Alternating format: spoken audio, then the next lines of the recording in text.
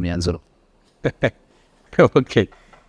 Urakoze Philbert, ngira ngo arakoze mugenzi wacu kuduha nibura samari cyangwa se incamake ya bijyanye n'imyanzuro. Dushobora no kuza kuyireba wenda aho yanditse na za terminology bakoresheje zabo, ariko kuvuga nyine icyantangaje muri iyo myanzuro nyine ni umwanzuro wa gatatu wo uvuga ko leta ya Kongo yiyemeje ko igiye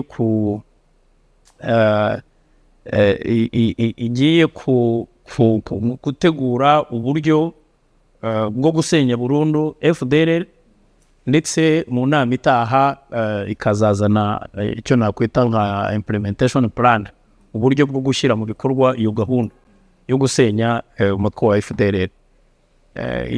Nge nikibona muri iyo myanzuro, nge nkibibona nabonye bishekeje kuko naravuze nibajije niba byo Rutondora yemeye yanasinyiye niba bazabishobora, cyane cyane ko hari ubundi buryo bwabaye. Dusubiye aho kiriya kibazo cyatangiriye, hari uburyo bwagiye buba, hari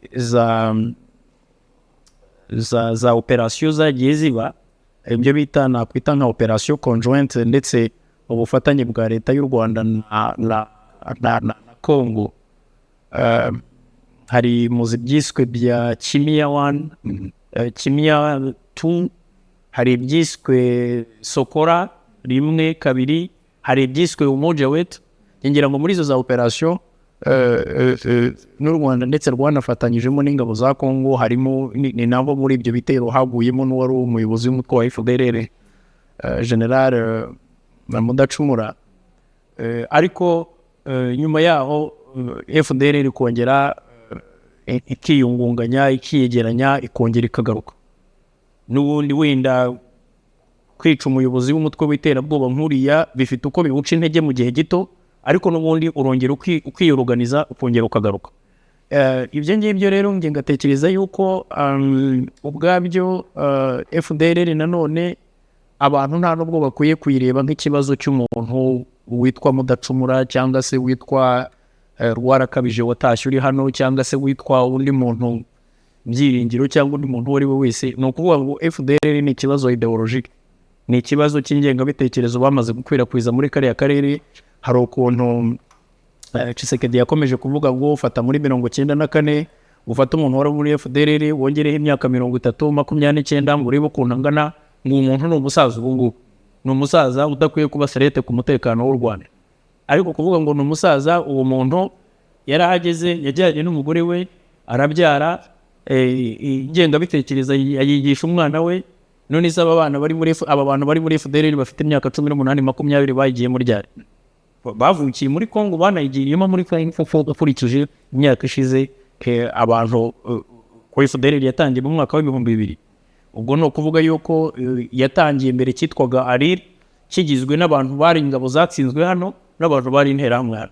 No kuvuga ngo rero bakomereje muri uwo mugambi, muri uwo mujyo. Niyo mpamvu ubona abantu bavuga ururimi rw'ikinyarwanda, cyane cyane abatutsi b'abanyekongo, ubona bibasiwe n'ibikorwa bishobora kuvamo na jenoside, bya byibasira umuntu ku muntu, ndetse n'ibyaha by'intambara tubona bikomeje gukorwa hariya. Mukurikirana imvugo z'urwango zihavugira, kandi wakwibaza ngo igihe cy'ubutegetsi bwa Perezida Mobutu bariya abatutsi bafite inkomoko mu Rwanda bari hariya. Ariko niyo tunavuga ngo bafite inkomoko mu Rwanda, nyine ni ikibazo cy'uko abantu batanasubira mu mateka. Dukunda kubivuga, ntabwo u Rwanda dufite igihugu cyacu uyu munsi, ntabwo aricyo cyayoboye inama yabereye i Berlin mu Budage, yaciye mu 1885 baca imipaka. Noneho kuva 1885 kugeza 1895, iyo periode yose y'imyaka 10 yabaye akaduruvayo ko guca imipaka, gukata imipaka. Ni ukuvuga ko rero niba barakase imipaka, abakatiweho imipaka bakajya muri Kongo, ubundi bagombye kubyumva nta mayandi munaniza ko abo bantu ari abanyekongo. Si ukuvuga rero ko ari abanyarwanda bagomba gusubizwa iwabo. Iryo ni ryo kosa rya mbere rihari n'ubuyobozi bwa Kongo bukora. Hanyuma rero ikindi, kwibaza ko FDLR ubwayo ibyo biyemeje aha bazabikora, njye nibaza ko batazabishobora, kuko mfite facts mpereye kuri ibyo byabanje n'izo operasiyo zabanje zindi. Icya kabiri, FDLR bayifite mu ngabo za Kongo, ifatanya n'ingabo za Kongo ku rugamba. Tshisekedi ubwo yigeze kwivugira yuko igisirikare cye cyafatanyije na FDLR ariko avuga ko atarabizi, yaje kubimenya nyuma. Aho abimenye ntabwo wamenya ngo yabikemuye gute. Hanyuma FARDC ubwayo ni uruhurirane n'ubundi rw'imitwe myinshi yitwaje intwaro, kuko ntabwo wavuga ngo burya nkunda kuvuga ngo bagura intwaro barazifite ariko havuga ngo nta gisirikare bagira, kuko akenshi usanga ari abantu bagenda batoragura hirya no hino. Urabona hari abavuye muri za MRC yahoze ari ya Jean Pierre Bemba, hari abahoze abahoze muri Mai Mai, hari abahoze mu gisirikare cyahoze ari icya Mobutu, hari abahoze muri AFDL yahoze ari iya Kabila.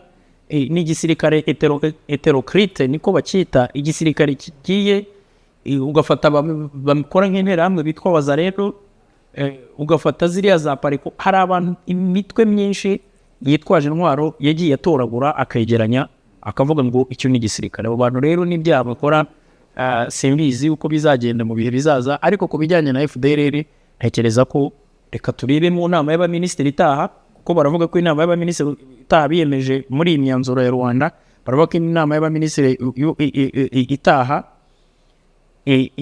iyo nama izaba itegura inama y'abakuru b'ibihugu iteganyijwe mu kwezi kwa 4. Ukuvuga ngo mu kwezi kwa 4 ni next month. Wakwibaza rero ngo inama y'abaminisitiri itaha byanga bikunda iri imbere y'ukwezi. None ukwibaza ukuntu FDLR muri ako kanya izaba yamaze kubona uburyo bwo kuyisenya bafite na implementation plan. Ngiye rero nkibaza ko ubwambye batazabishobora. Hanyuma ikindi mugenzi wanjye yavuze ni ikibazo cy'uko Kongo buri gihe ikomeza kuvuga ngo d'abord Tshisekedi mu minsi yashize yavuze ko atazavugana na perezida w'u Rwanda, ko bazahurira mu ijuru. Ibyo byo barabivuze biri on record. Atangaza ko yiteguye icyo bise ngo regime change, ngo ko bashaka ko yiteguye gufasha umuntu wese wakuraho ubutegetsi mu Rwanda. Igitekerezo gihuriraho na Ndayishimiye perezida w'u Burundi. Ibyo biri on record barabivuze. Hanyuma noneho nyuma yaho twaje kumva nyuma muri conference de presse ngira ngo yakoze mu kwezi ngira ngo yakoze mu kwezi gushize avuga yuko noneho yumva ashaka kuganira na Perezida Kagame. Hanyuma nyuma yaho yagiye kubonana n'umuhoza biganiro Rwanda, ajyayo. Nyuma yaho mu minsi ishize mu mpera z'uku kwezi, mu minsi ishize nanone Perezida Kagame mu minsi yashize nawe yagiye Rwanda mu bihe bitandukanye na Tshisekedi. Hanyuma nk'uko ibyo twabonye mu itangazamakuru byaravuze ngo bakoresha conditionnel ngo bababereye noneho kuzahura. Tshisekedi we yarabigaragaje ko yifuza guhura na Perezida Kagame, ariko Perezida Kagame nahoze ndeba mu kanya ikiganiro yahaye Jeune Afrique.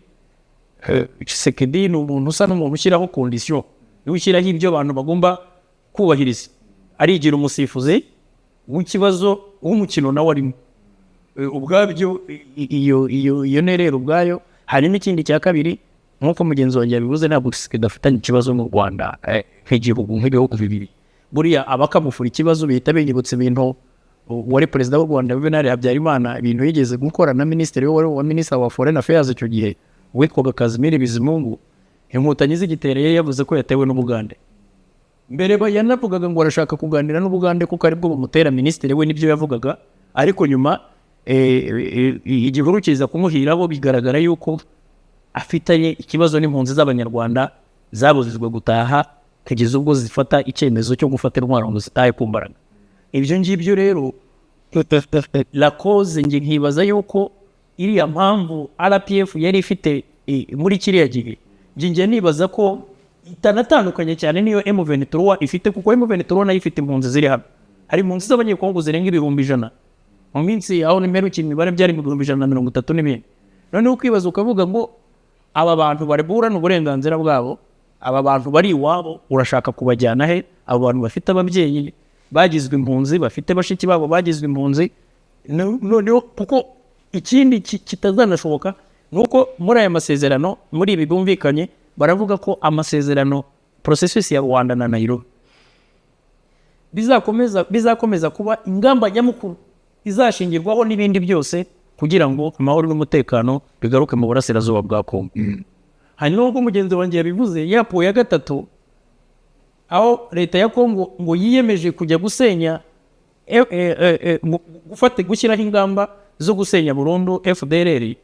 U Rwanda narwo ruravuga kuri po ya 4 aho rutangira ngo consecutive no kuvuga ngo rurasa naho rurifaringa kuri iyo po ya 3 rukavuga ngo icyo gihe ibyo nitumara kubisuzuma ubwo natwe tuzongera turebe ingamba z'umutekano twafashe. Reka ndebe gatoya wenda naza kwibeshya cyane cyane ko iki kiganiro muzagikora nibaza ko kiri mu rurimi rw'ikinyarwanda, ariko nagira ngo nkwereke uko iyi po ya 2 n'iya 3 bikurikirana.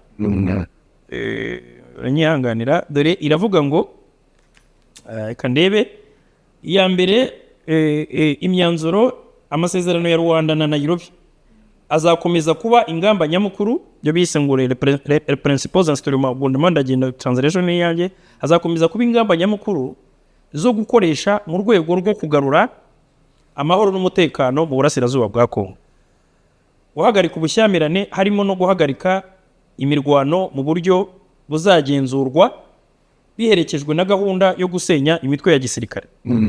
None icya 3 rero nicyo gishekeje, niyo bavuga ngo delegation wanga abahagarariye leta ya Kongo ngo ahangaha muri version nabonye ifaransa biranditse ngo la délégation de la RDC s'est engagée à présenter un plan de neutralisation des FDLR accompagné d'un programme d'action qui sera présenté lors de la prochaine réunion ministérielle. Ibi bivuze ngo Kongo leta abahagarariye leta ya Kongo biyemeje kuzatanga gahunda yo gusenya umutwe wa FDLR iherekejwe na gahunda y'ibizakorwa izagezwa ku nama y'abaministere itaha.